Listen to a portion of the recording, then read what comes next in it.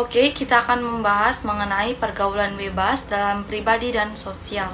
Sebelum kita masuk lebih jauh, kita akan membahas mengenai pendahuluan. Di dalamnya itu, generasi muda merupakan tulang punggung bangsa yang diharapkan di masa depan mampu meneruskan tongkat estafet perjuangan dan kepemimpinan bangsa agar lebih baik. Kenyataannya, bagaimana dikatakan oleh Kartini 2010, bahwa generasi muda dan remaja banyak yang terjerumus dengan masalah-masalah sosial. Lebih jauh dikatakan oleh Kartini bahwa remaja dan anak-anak muda sekarang ini memasuki era globalisasi, telah terjadi penurunan moral, akhlak, dan kesusilaan. Dampaknya tentu berkaitan dengan masalah terjerumusnya mereka ke dalam pergaulan bebas tentunya. Pergaulan bebas sendiri merupakan bentuk perilaku atau penyimpangan norma-norma sosial yang dibawa dari luar atau seperti budaya barat, yakni menonton film dengan adegan-adegan yang sadis, film-film porno atau film-film seks yang secara langsung dikonsumsi oleh para pemudi tanpa adanya penyaringan budaya. Akibat masuknya budaya-budaya luar ini mulai merasuki kehidupan anak-anak muda atau mudi, sehingga sikap mencoba atau meniru kebudayaan luar sangat mempengaruhi perilaku mereka.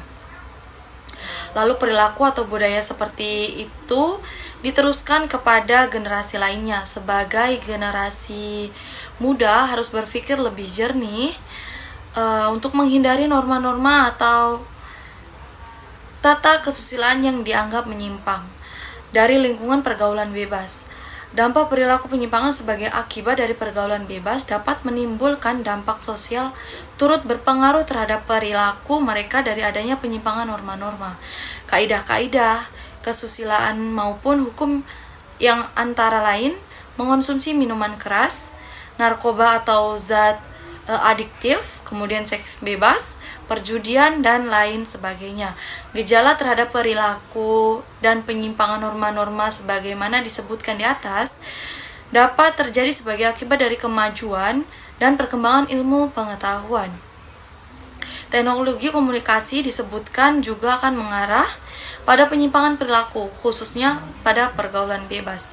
Kemudian terdapat rumusan masalah. Yang pertama itu pengertian pergaulan bebas. Kedua, bentuk-bentuk pergaulan bebas. Ketiga, faktor penyebab pergaulan bebas. Dan keempat, upaya-upaya mengatasi pergaulan bebas. Selanjutnya kita masuk pada bagian C, itu tujuan. Tujuannya itu untuk mengetahui pergaulan bebas pribadi dan sosial di kalangan remaja. Yang selanjutnya itu D, itu manfaat. Manfaat itu ada satu penelitian, ada memahami dinamika sosial dan perilaku remaja. Habis itu ada mengidentifikasi faktor-faktor yang mempengaruhi pergaulan bebas. Terus selanjutnya ada mengembangkan strategi mencegah dan intervensi yang efektif. Yang kedua itu ada pendidik. Pendidik itu di dalamnya ada memahami kebutuhan dan perilaku siswa, ada mengembangkan kurikulum dan program yang relevan dengan kebutuhan siswa. Terus ada juga itu meningkatkan kesadaran dan keterampilan siswa tentang hubungan yang sehat. Selanjutnya yang ketiga itu ada orang tua. Di dalam itu ada memahami perilaku dan kebutuhan anak, meningkatkan komunikasi dan hubungan dengan anak, dan selanjutnya itu ada mengembangkan strategi untuk mencegah pergaulan bebas dan mempromosikan hubungan yang sehat. Terima kasih. Oke, baik, kita masuk pada pengertian pergaulan bebas. Kenakalan dan pergaulan bebas di kalangan remaja adalah sebuah masalah dalam masyarakat yang semakin hari semakin kompleks dalam konteks hukum dan kehidupan sosial. Remaja sebagai kelompok usia yang rentang terus menghadapi berbagai risiko yang dapat mengarah pada perilaku yang merugikan bagi diri mereka sendiri maupun masyarakat luas. Nah, pada era modern ini telah ditemukan banyak kasus kenakalan remaja, sehingga hal ini menjadi fenomena dalam kehidupan sosial. Fenomena ini tidak hanya memiliki dampak langsung pada individu, tetapi juga berdampak pada aspek-aspek sosial, ekonomi, dan budaya yang lebih luas. Nah, sebagai bagian dari kenakalan remaja, pergaulan bebas juga mulai banyak terjadi pada individu usia remaja. Pergaulan bebas adalah istilah yang digunakan untuk menggambarkan perilaku sosial di mana individu-individu, terutama remaja atau anak muda, terlibat dalam aktivitas atau hubungan yang melibatkan kebebasan seksual, alkohol, narkoba, atau perilaku yang dianggap bertentangan dengan norma-norma sosial atau norma yang berlaku. Nah, ada pun bentuk-bentuk dari pergaulan bebas. Yang pertama itu adalah penggunaan obat-obat terlarang atau narkoba.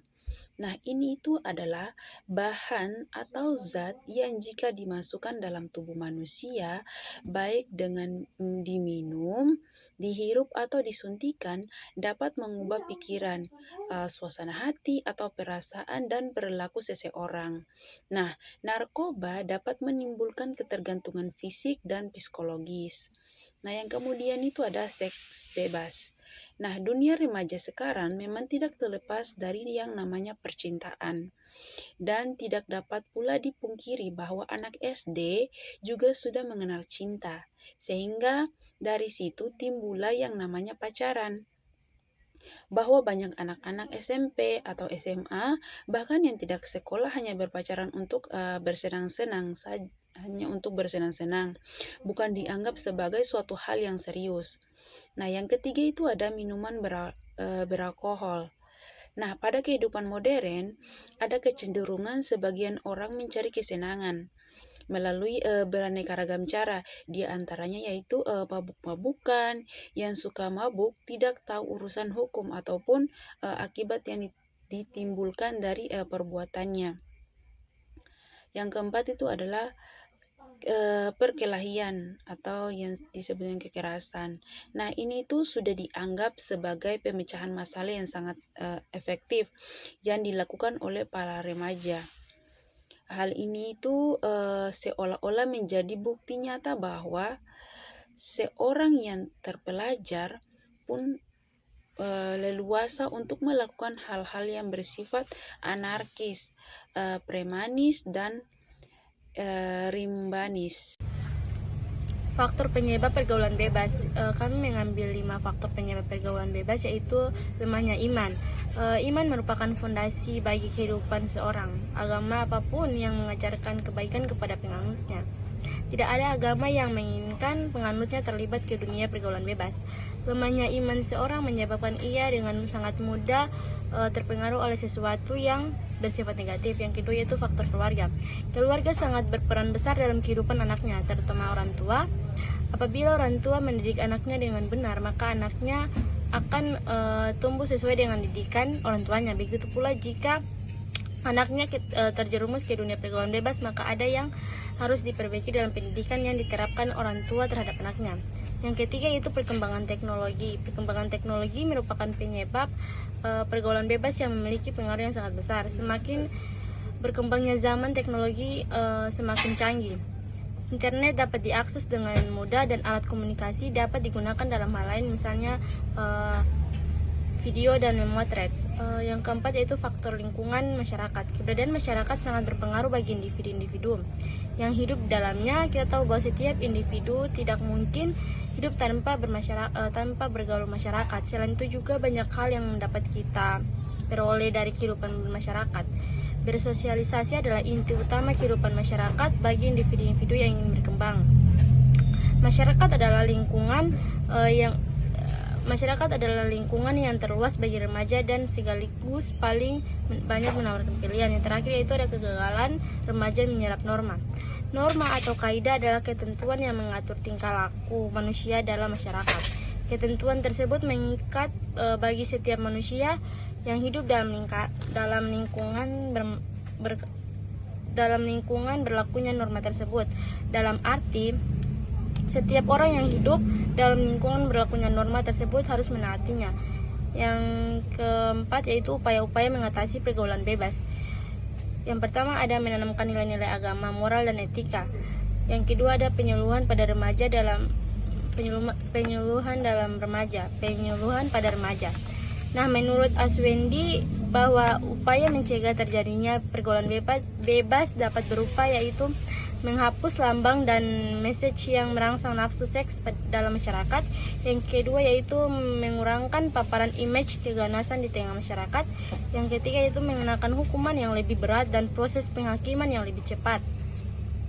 Yang keempat yaitu menginginkan dan menyebarluaskan pendidikan dan pelatihan khas tentang keselamatan pribadi. Yang kelima yaitu menggerakkan usaha kerjasama tetangga dalam mencegah pergaulan bebas.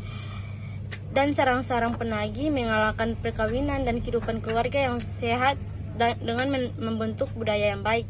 Dan keenam atau terakhir yaitu mewujudkan suasana kehidupan yang selamat serta mempopulerkan image ketuhanan, kemanusiaan, moral dan nilai-nilai yang lainnya.